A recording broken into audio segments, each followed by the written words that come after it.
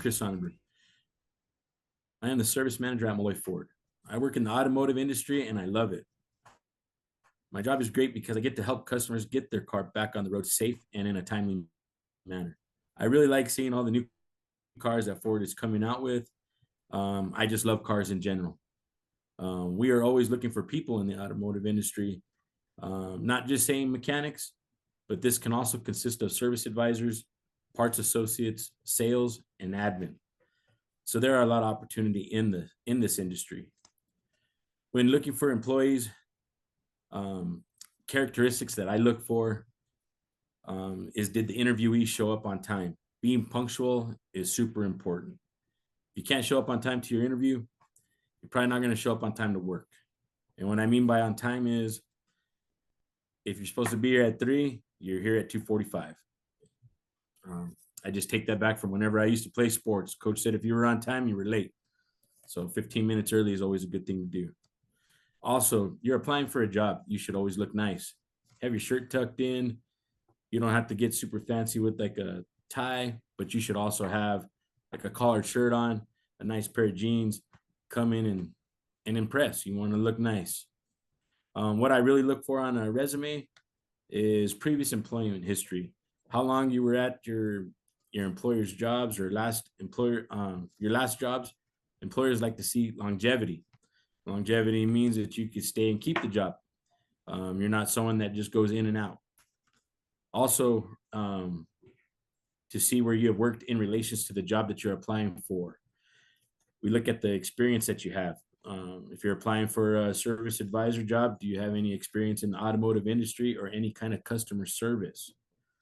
That's why we look at what you did prior to what you're looking for to do with us. If you didn't have experience, so that's happened to all of us. It's even happened to myself. And one of my responses was, how can I get experience? That's why I'm here, because I want to get experience. I love the auto industry. I want to be a part of it. So that's why, even if you didn't have experience in that job, when I'm looking at it, that's when those come in. Being punctual. If you, let's say your job, you had your high school job and it was at working at Parks and Rec, or you were working at the Sonic, or you're working somewhere.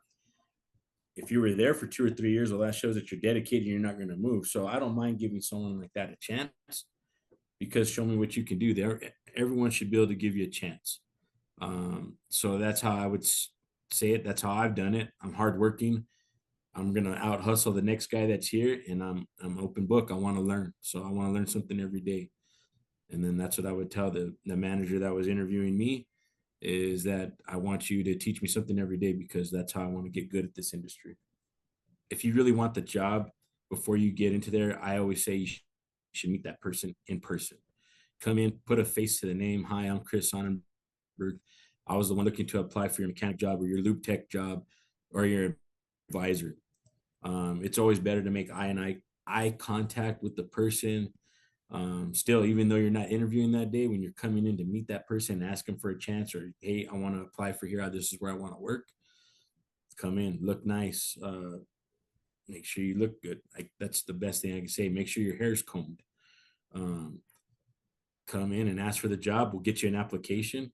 If you look like a guy that wants to do it, then we'll set up an interview, and you'll be meeting with a manager and probably another manager, because you go through about 2 interviews here at least. But that's what I would say to do. Red flags that I see. If you come in for the interview, obviously, if you're late, that's a red flag. You weren't punctual. That's a big red flag right there.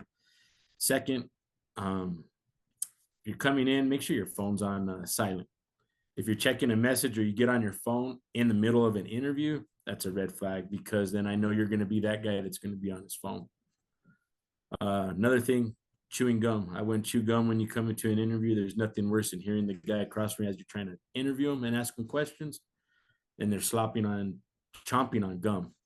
That's a big distraction, and that's just something it's like almost a sign of disrespect, is the way I've always been told. So this is these are some of my opinions, and I hope you guys listen and take it. And if you do, I think you shouldn't have a problem going anywhere that you want to do in life, and it should make interviewing easy.